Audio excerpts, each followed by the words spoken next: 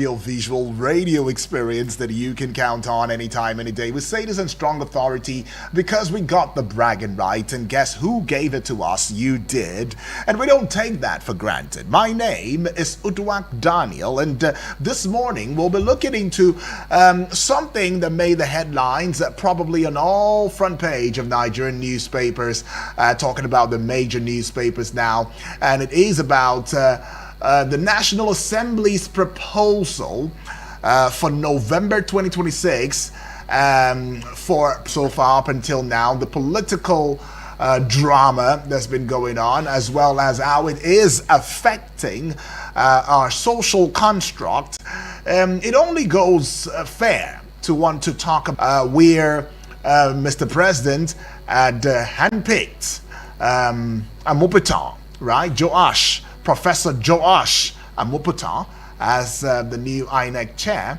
Still waiting confirmation though, and he has pushed, for the National Assembly to confirm him officially. And the president has said, I did the right thing. I mean, I followed the Constitution.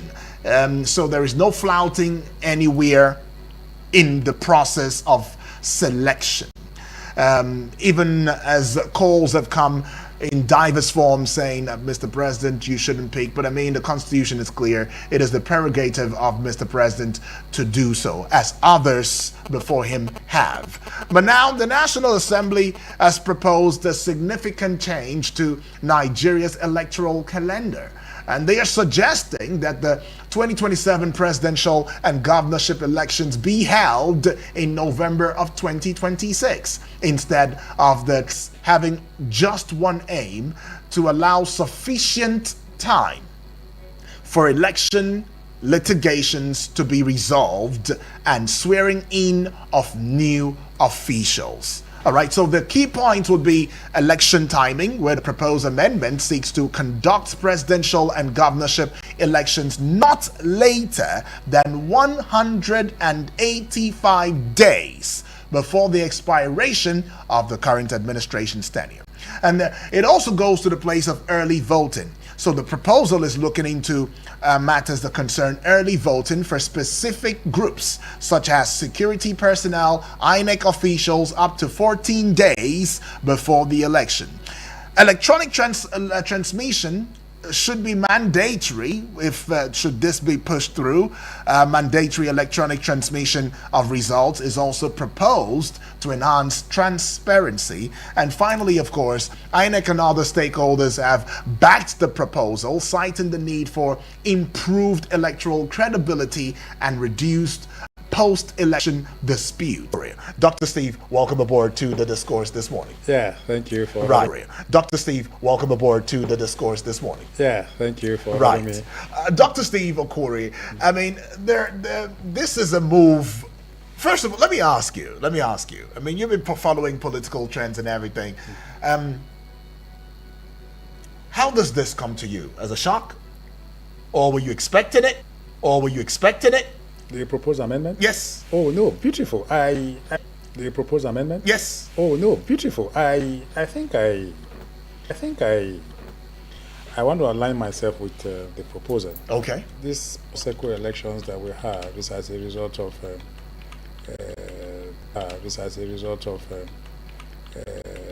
elections led to stores. I've seen that there's need for this amendment, so that right. So. Looking at it, I think they must have calculated the number of days and all.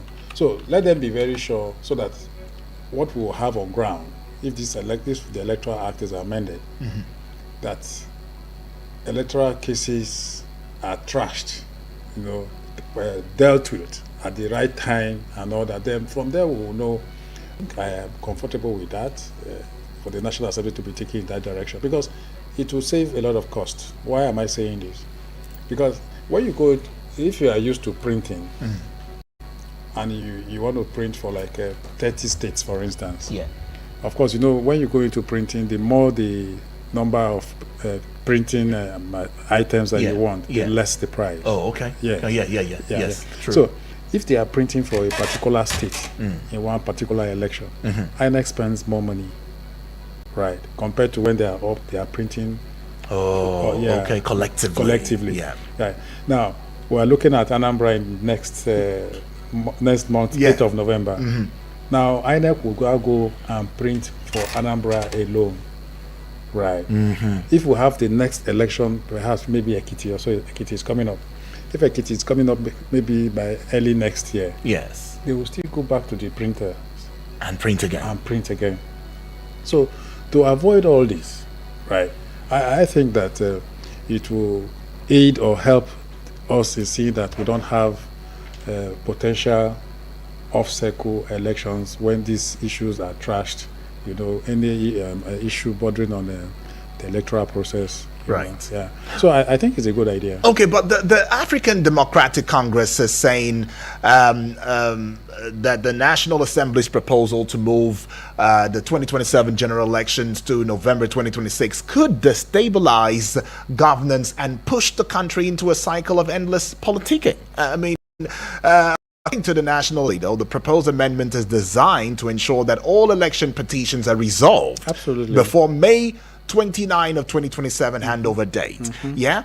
However, in a statement, right, in a statement on Tuesday, Bolaji Abdullahi, ADC's national publicity secretary, said the proposal, though well intentioned, would create more problems for Nigeria's democracy than it seeks to address. Now, he warned that moving the election date forward by 6 months would push the country into permanent campaign mode, and it will reduce time for governance and disrupt national development plans. In fact, he furthermore said that this is more like a distraction to the public officials from performance, noting that the country is already struggling with leaders who most of the time prioritize political power over public welfare.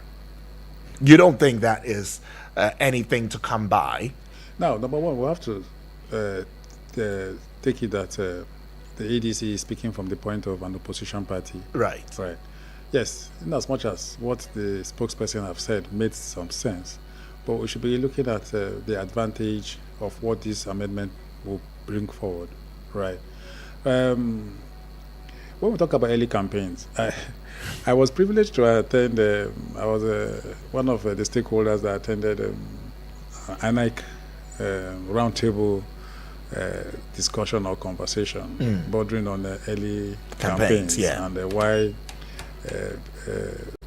people that carry out early campaigns should be punished, you know, and all that. Yeah, but we've not made even any arrest. Yes, but now the point now, if I made a contribution in that roundtable, and I asked the question, what do you determine or what do you categorize as early campaigns? Right. A politician, maybe in the House of Reps or Senate, or a governor that goes to do a thank you tour, or maybe wants to put his constituents together, and at the end of the day, he or she didn't mention vote for me, and at the end of the day empowers his or her constituents and all that. Do you categorize that as early campaign? Right. Now we see billboards of Mr. President and all that with his wife in Abuja. His wife is not his running mate. Right. We have the vice president there. Right. So if we see billboards with Mr. President and the vice president and all that, do we now we can categorize that as early campaign? Early campaign, yeah. But you have seen him and his wife. And his wife, yeah. So can you categorize that as early campaign? Even when the words or the inscription on the billboard is talking about electioneering? For instance, somebody can come and put a billboard and said, "I moment he gets into office till the day he runs for another term and all that." He's doing politics. Right. They combine the two. The two go together. Campaigning. Governance and politics, they go together here in Nigeria. Right. Right. So what the AD is saying, that it will destabilize governance and all that. Well, so become a distraction to the public and... Well, right. There's a thin line between governance separates governance and politics because you can't separate the two. We're still looking into the National Assembly's proposal for November 2026 for presidential governorship elections. Is this in a fair light for the somewhere lurking, waiting to become, a weapon of mass destruction, so to speak, in quotes, in view of a 2027 general elections, right? But if you also recall, historically, we have had electoral controversies and delays. I mean, in 2019, the presidential election was postponed to March of 23 of 2019, if you recall, due to logistic issues. That's what it was said then. And similarly, in 2023, there were also concerns about the electoral that this proposed bill or a proposed extension, would it affect the economy in any way? I mean, the economic stability, because one too many time, you would agree with me as a business person that, look, if I'm a business person and all that, I would have projected that elections will be around this period. So, and the uncertain, suddenly, there is an alteration. Is that going to affect me in any ways? Is that going to affect my decision? Would the activities that build up to the elections or the extended date, would it be one that would force me into panic buying? Would it allow for projections that will make those in different sectors begin to want to consider an action that would benefit them, hence impeding or affecting? There's no need for us to be afraid. I mean, it's okay. Just proper planning for individuals. I don't know. Yeah. What do you think? Yeah, you see, election for me is not rocket science. We have seen other countries carry out elections without giving out public holidays and all that. Right. Elections are even held on working days. In some countries, South Africa and the other countries, you see, election in the US, elections are held on a normal working day. Right. But this part of the world, here in Nigeria, we give it in the next 9 months. Right. At least the next 9 months, the wife should give birth to a baby. So you don't expect preparation on the 9th month that you are trying to see how to put things together, expecting your baby. And you see, we are fond of that in this part of the world, where we use or apply fire brigade, what I call fire brigade approach. Right. We talk about planning. Right. First of all, INEC will come with a budget. That budget is presented before the National Assembly, is looked at and all that and approved. Contained in the budget has everything, which has to do with planning, logistics, everything that will make the election free and fair and successful, without hiccups, without glitches, in seeing that the process comes and goes seemingly without no disruptions, without no distractions and all that. But for me, is politics taking too far, right? Okay. Because the interests of the country should be paramount to any average Nigerian, be it a politician or a business person. Now, if the notice is out, and aware that election no longer going to be XYZ more agency to see how to use the media to convey this message to Nigerians, right? We have well over 500 ethnic groups in Nigeria, but they should be able to see how to communicate this information language Nigerians will understand, so that they begin to prepare themselves towards the new date. One thing I love about Nigerians is that we can adjust very quickly, right? Now, in the real sense of it, why should election affect our socio-economic activity when it is just for you to just walk to the polling unit, cast your vote, provided the beaver accepts you and recognizes you and all that, you cast your vote and go away. But Dr. Steve, you're talking from the place of ideal. Yes. But this ideal... We're talking the real. Yes, but we can make it work. Idea rules the world. We have seen countries that are making it this way that I'm saying. Why is it different from we doing it? Why must we have governorship and governorship and State House of Assembly election on a separate day from presidential and national assembly? So you're really in for the push for in a single day, same day, everybody. These are just 4 ballot papers: president, governor, national assembly, reps, and House of Assembly. Okay, 5. What implication would this have? It will reduce cost. The implication that it will reduce cost, it will even reduce acrimony, it will reduce tension. Because if you vote in this particular election, presidential and national assembly, the outcome might raise tension towards the next election that is coming out. Right. So at the end of the day, when you vote simultaneously, yes, one day, those 5 ballot papers, if an illiterate can hold 3 ballot papers, what's the difference from that same person holding 5? So we try to, that's why I said this thing is not rocket science, right? It's doable. It will reduce a whole lot. The logistics that you use to mobilize INEC officials and ad hoc staff to go carry out an election for presidential and national assembly, that same logistics is used for the state and house and governorship election. So it will reduce a whole lot of cost. We're talking about election that will carry by 2027. We're expecting that over 30 states, right?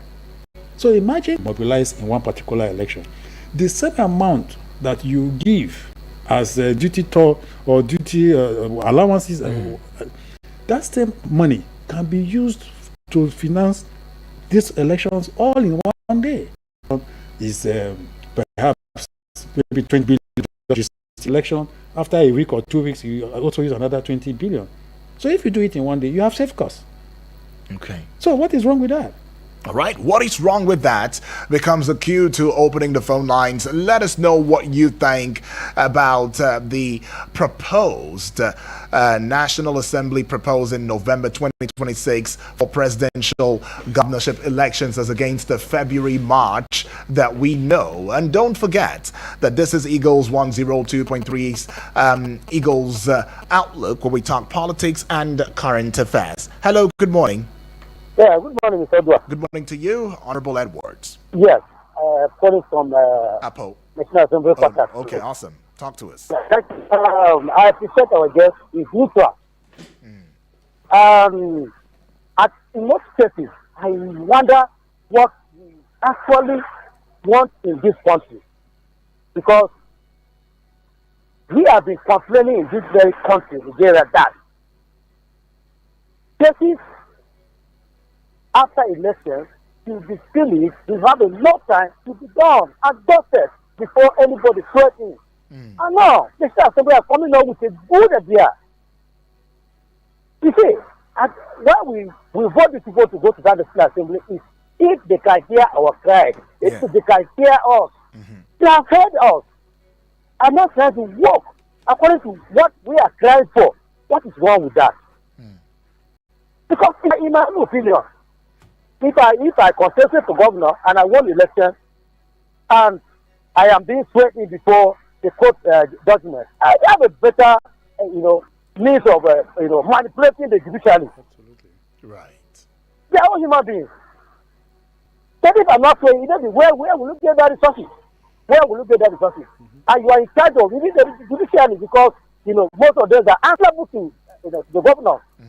So this is the only thing that will save us from this manipulation. And I think opposition should not be only to oppose, but they should look at the reality and what really help them.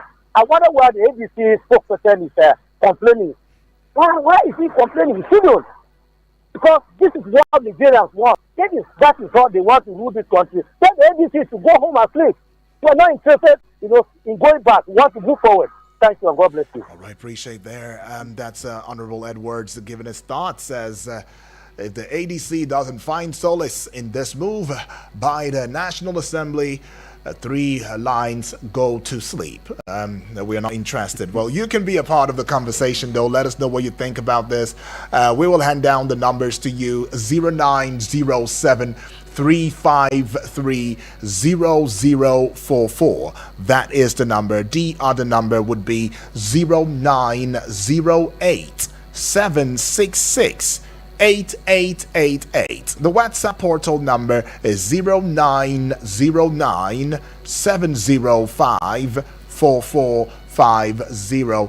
Is this a long time coming proposal from the National Assembly? Do you feel comfortable with this proposal by the National Assembly to bring about an extension for the 2027 general elections, pushing it from February, the usual February, March, to November of 2026. Now, in case you're just tuning in though, the National Assembly has proposed a significant change to Nigeria's electoral calendar.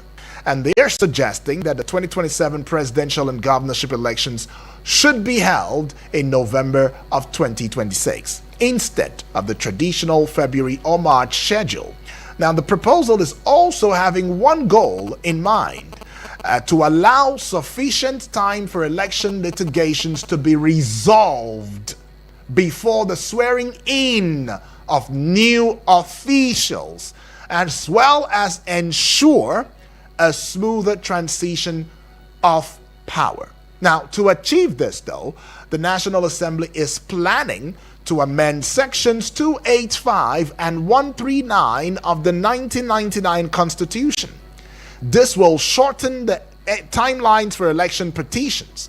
Specifically, though, tribunal judgments would be reduced from 180 to 90 days, the appellate court decision from 90 to 60 days. Supreme Court decisions would also have a 60-day limit, all within the 185-day window before inauguration. I think we should mark that, before inauguration. That is an important statement. Let's go take this one. Hello, good morning.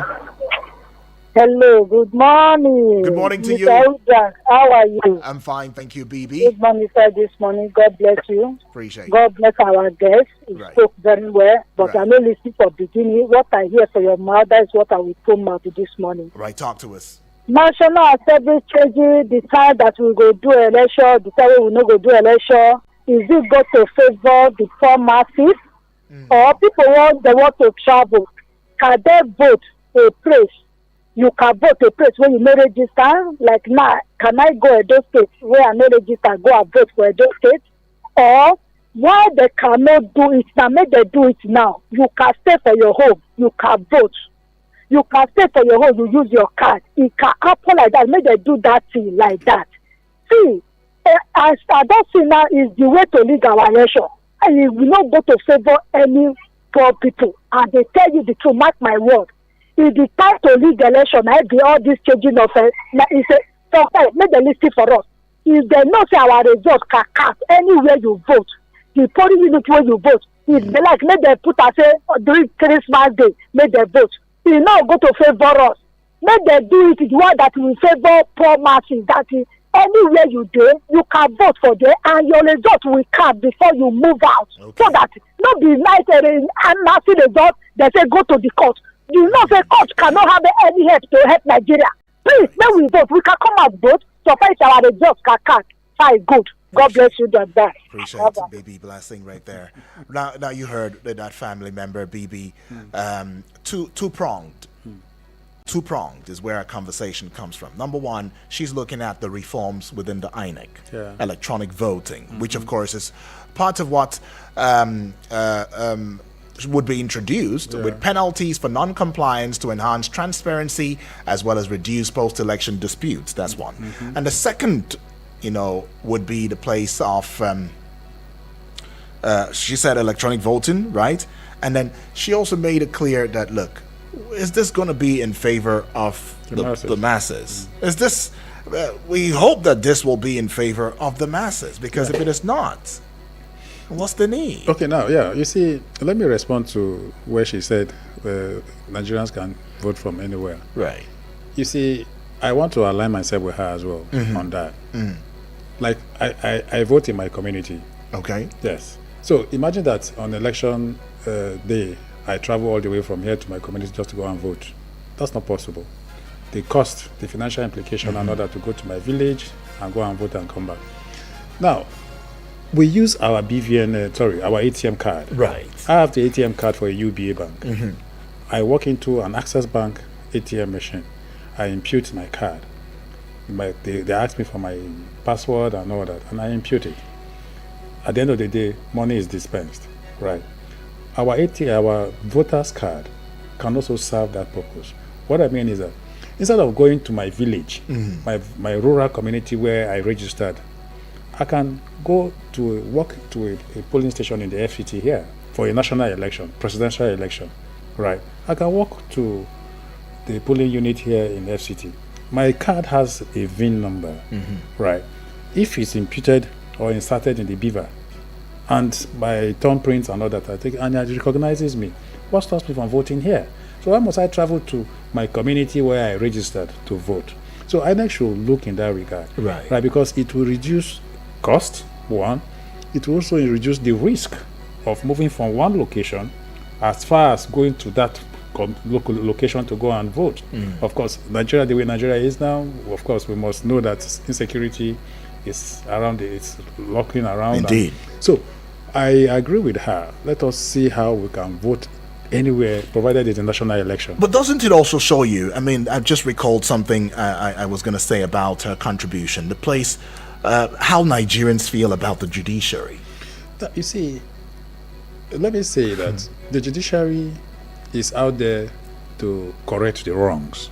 That's the whole idea about judiciary. Because anybody that approaches the judiciary is to correct a wrong. Yeah, from your own perception and perspective, has the judiciary been correcting the wrongs? Yes, to a very large extent. To a large extent. Yes, the judiciary is correcting the wrong. But not totally. But not totally. But you see, it is what you give to the judiciary.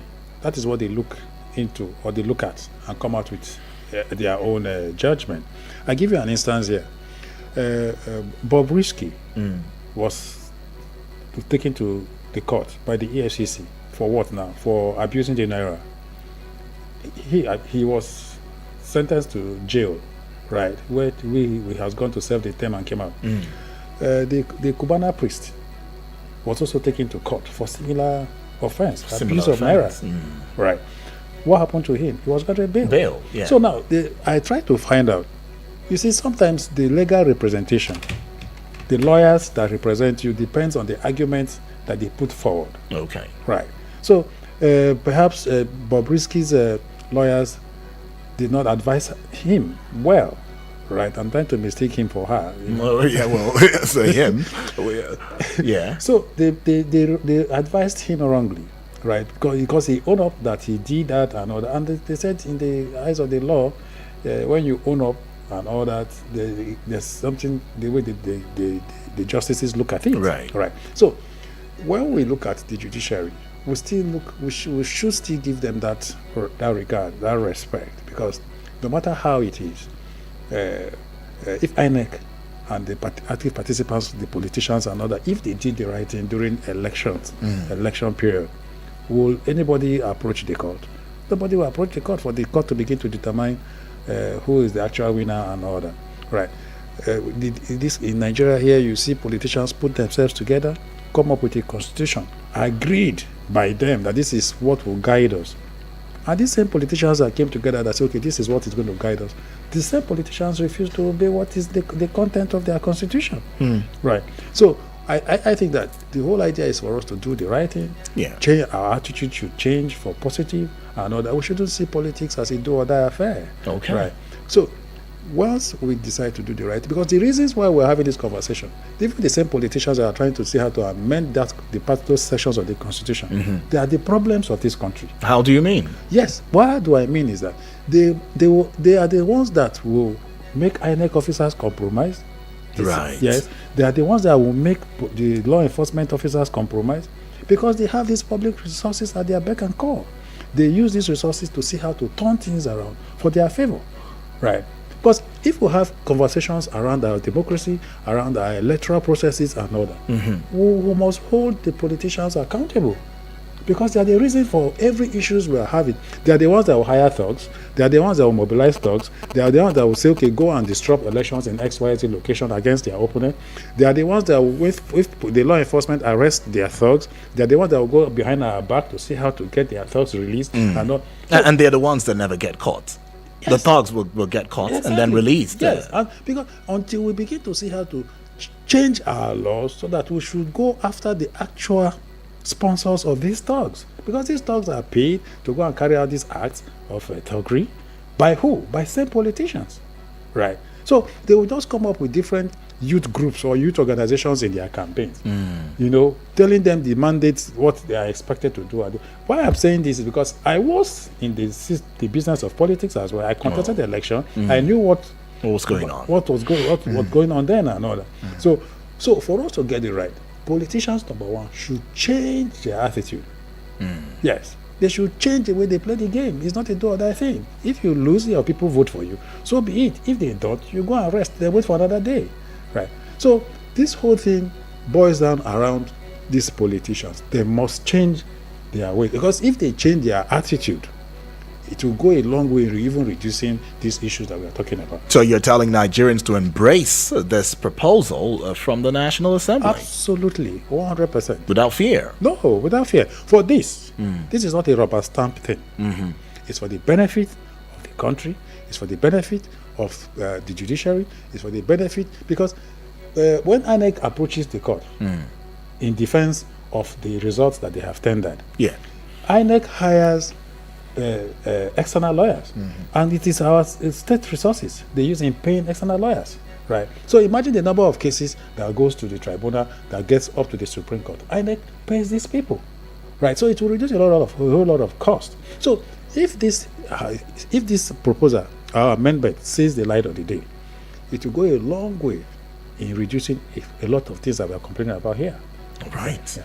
Okay, well, we see this one coming from Maxwell all the way from Dakwa. Says, please remind our people about voting. Or I think Maxwell has had it up to here. And he says, you know what? Each and every one of us, do not play with your voter's card, your PVC.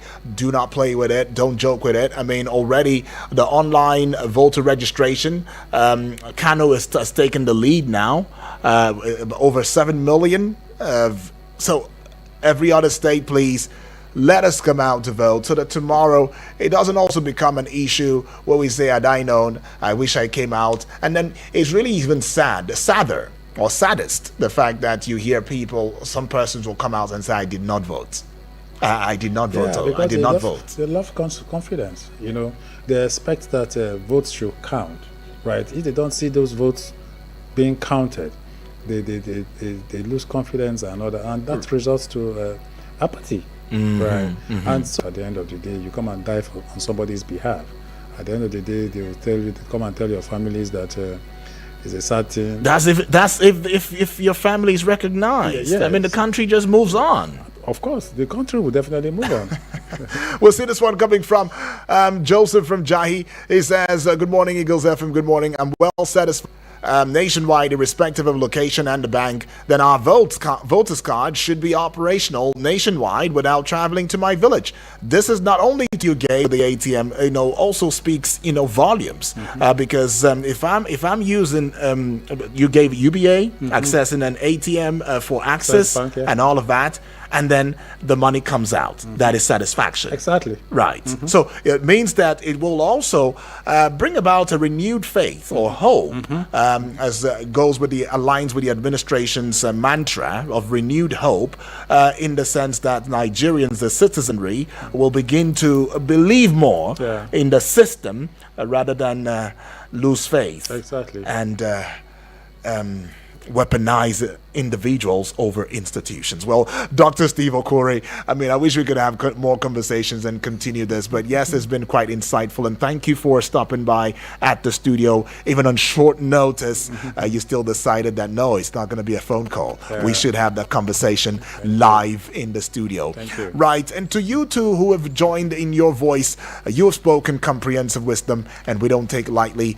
of it. Until next time, let us get on, because the morning rise is still on. Don't go away.